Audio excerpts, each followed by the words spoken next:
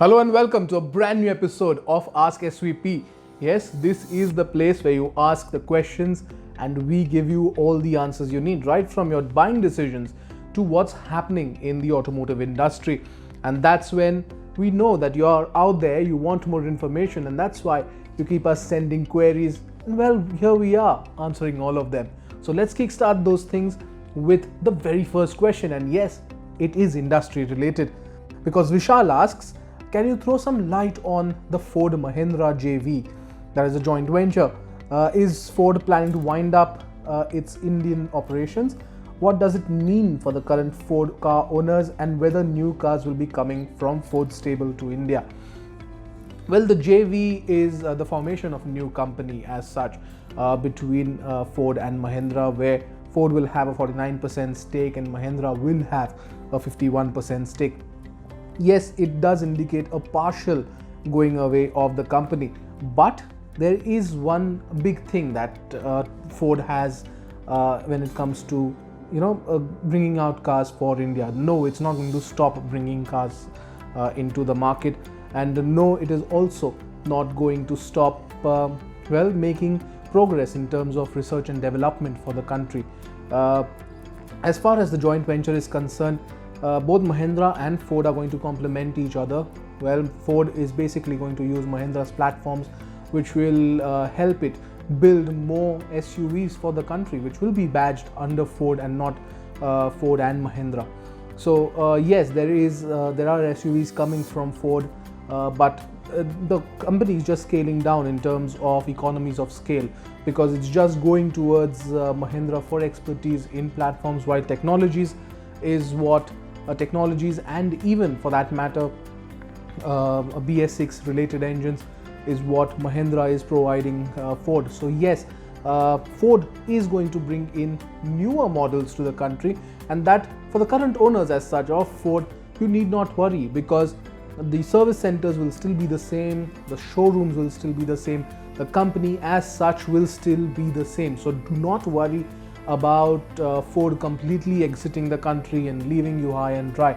That's not going to happen because Ford essentially has a very loyal customer following, especially after the EcoSport and even the Aspire and even the Figo in fact did very well in the country.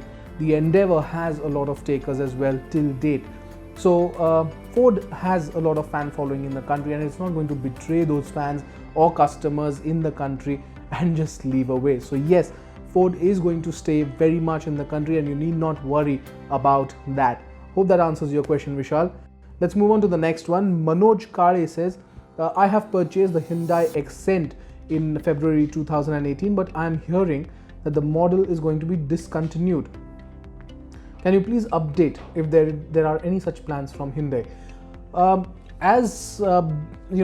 Manoj, as Hyundai gets into the transition mode from BS4 to BS6, yes, a lot of cars are going to be discontinued, but it's not going to be discontinued. The 2018 version, yes, will be discontinued, but that does not mean spare parts will not be available. They will be available and they will very much be catered to if you go to the Hyundai showrooms, Hyundai service center, that is. So you do not worry about that aspect because there is a new generation of the Accent coming through, which will share some of the parts and panels that the current Accent has. So do not worry about that aspect. Even if you have bought the car in February, there is a service that the company has to provide till that car is very much in play as far as the market is concerned. So even if car manufacturers exit the country, well, they still have to provide service to the existing customers in the country, and that is that's what even Chevrolet is doing right now. So you need not worry about the car being discontinued. Yes, there's a BS6 version that will come in, but that's probably going to happen in 2020. It's going to be that way because of the incoming emission norms and the stringent AIS, the stringent safety norms that are going to come into play. So yes, the new generation of the Accent is on its way, but that does not mean that the company is not going to cater to the model that you have bought. let's move on to the next question. Farhan says, I am confused whether I should go in for the Grand i10 or the new Santro. Is the Grand i10 going to be discontinued? Yes, in a way the Grand i10 will be discontinued, but that does not mean you do not buy that car. If you want to wait for BS6 compliant cars to come in, yes, do wait it out, because it's just going to be another 7 months to go, and well, we'll be back and car makers will have to sell BS6 cars from 1st of April 2020. As I said earlier, I don't know why there is this big thing about cars being discontinued and so not buying them. Please don't do that, because companies have they have a thing with customers where they have to provide service. So you're not going to not benefit from buying a BS4 car. It's not going to be that. If you buy a BS4 petrol engine car, it's still going to be okay to buy with BS6 fuel coming in as well. So yes, as far as your choice between Grand i10 and Santro are concerned, the Santro is definitely the newer of the two, but the Grand i10 has more space on offer. So you have to consider that space and driving and maneuverability too. The Grand i10 does it better than the Santro. So yes, definitely go in for the Grand i10. But if you want a smaller car, if you have a smaller family, then the Santro AMT actually is something that you could go for, because it really is a good choice when it comes to automated manual transmission in that segment. Well, let's take a break now. On the other side, more questions coming our way.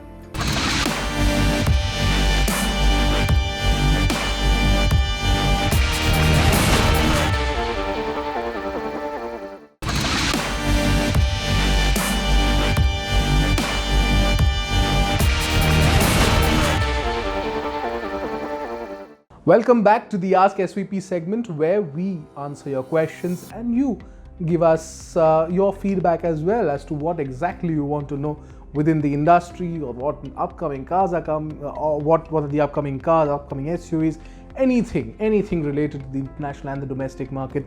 We help you get everything, all the details that you want. So let's kickstart our next set of questions. Ravi says, I'm looking to buy a cruiser bike in a budget of 1 lakh to 1,50,000 rupees.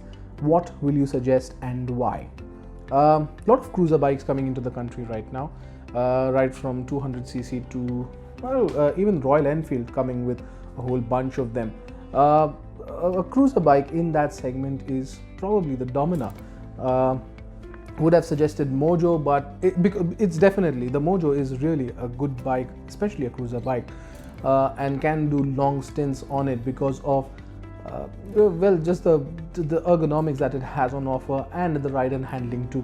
But the Bajaj Dominar does it better than anybody else in that segment. Yes, there are bikes like the Interceptor which are there. There are bikes like the Classic 500 if you want to, but no one does it better than the Dominar. It's your regular bike as well, and you can take it out over the weekend and enjoy yourself on that bike. So it's a really nice bike to buy. Bajaj is doing very well with that bike across the world. So, and you get enough and more power at your disposal. So that's one of the main things to consider. I hope that answers your question, Ravi. Let's move on to the next question then, where Shrikant says, I am confused between the Honda Grazia 125, Suzuki Axis 125 and the TVS N-Torq. Kindly suggest on the basis of performance, looks and maintenance. Also, by when can we expect the BS6 Honda Activa to launch? Kindly help. As far as the 125cc space is concerned, I think we have given you a verdict as to which bike to buy or which scooter to buy in that segment, and that is none other than the TVS N-Torq. None of the other scooters in that segment offers as much fun drivability, as many features and better service maintenance as such on any other bike than, well, the TVS N-Torq. So yes, a 125cc scooter in that segment to go in for is the TVS N-Torq. And we are talking about everything. We are talking about looks, we are talking about performance, we are talking about maintenance. it is right up there, and TVS has certainly hit the sweet spot with that bike. As far as the BS6 Honda Activa is concerned, the company recently showcased the bike, recently showcased the scooter, and we have details of the scooter, what all it has to offer, how the fuel filler cap is now at the back, an idea which is now being transitioned into most of scooters today. So yeah, a lot of new segment first features coming in the Activa, and we are expecting a launch probably in August or September, closer to the festive season. So let's hope that happens quickly, because we are definitely told that it's coming in the next few months. So we are expecting it to come closer to the festive season, because that's where the big play of BS6 is probably going to happen before we move into the Auto Expo of 2020, where everything will come to us as a BS6 model. So yes, you can wait it out till September, nothing like it. And if you want the Activa, well, wait it out till September. But if you're looking to buy right now, TVS Ntorq is the bike to buy. Let's move on to our next question. It's asked by Kavya, who says, are Okinawa electric scooters value for money? Are there any other options that I have in electric mobility? Are there any performance-oriented electric two-wheelers available in the market or coming soon? I'll take your Okinawa electric scooters question first. That is, are there money for value proposition? Well, for that we would have to extensively ride it and understand it. The company says that it is a value for money proposition.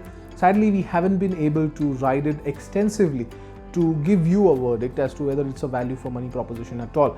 Now, going by the company's words, yes, it is a value for money proposition. And which company wouldn't say that? But Okinawa as such is a really good model, and we have ridden it a couple of times to give you all the details. So if you have some time, go to our YouTube channel of Car and Bike, and there you have the video review of the Okinawa, where we give you all the details regards to the cost per kilometer or the cost per charge kind of the figures are there, so you can actually understand what it's all about. Are there any other options that I have in electric mobility? Yes, a lot of options coming out now. The Ather 450 is there. There are a host of electric scooters from Hero as well, but newer ones will come very soon. TVS is bringing out its own, Honda is bringing out its own, but everyone is now taking a breather and moving to the BS6 version. So the BS6 transition actually takes precedence against anything else. As far as performance-oriented two-wheelers available are concerned, yes, there are.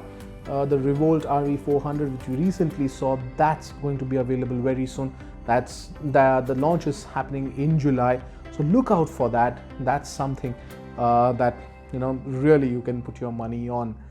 Hope that answers your question, Kavya.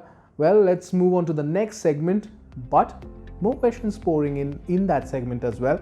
But before that, a short break.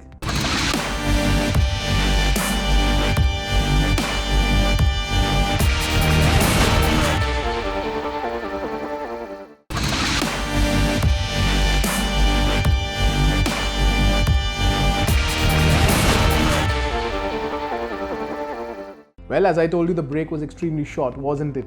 So let's take the last set of questions on this Ask SVP show, where I, Ameya Naik, I am trying to decode whatever questions that you have sent us. The next question is by Manish Amoli, who says, which one is the best to buy? Maruti Suzuki Dzire, the Ford Aspire, and Honda Amaze in terms of value for money and comfort? Kindly suggest. I would completely say right there that you have your choices between the Maruti Suzuki Dzire and the Honda Amaze. Now, both cars come with a ton of features. The ride quality is better on both, and both have punchier drive lines. The only thing is that the Dzire has more space at the rear than the Amaze, and that is because it's based on a new platform altogether. Plus, take into consideration the driving dynamics of the car, or even the kilometer per liter figure of both the Desire and the Amaze, the Desire wins hands down. And that's solely because, and that's one reason why it's the highest selling model in that segment. The Amaze is a close second, but it does not come close at all to the Desire. The Desire then is your first choice in that segment because it comes with features. It's feature rich. It's great. It's got great boot space. It's got great rear leg room, and yes, everything is solid. Especially if you have that infotainment system, there's nothing like it really on the Desire. So yes, going for it because it's competitively priced as well, and especially the latter variants, the top of the line variants, very competitively priced. Hardly a difference between there, and ton of features on offer. So Desire is your car. Well, with that, it's the end of the Ask SVP segment on Car and Bike. Thank you for watching, and as always, keep those questions coming because they're very interesting questions, some of them, and we get to know a lot as well as to what's happening in the outside world. Thank you so much again, and as usual, if you have any questions, do give us a shout out on Facebook, Twitter, Instagram, and even on YouTube. Follow us on YouTube, of course. And again, it's the safety tip as always. Always wear your seat belts while driving, and always wear your helmets while riding. Well, see you next time.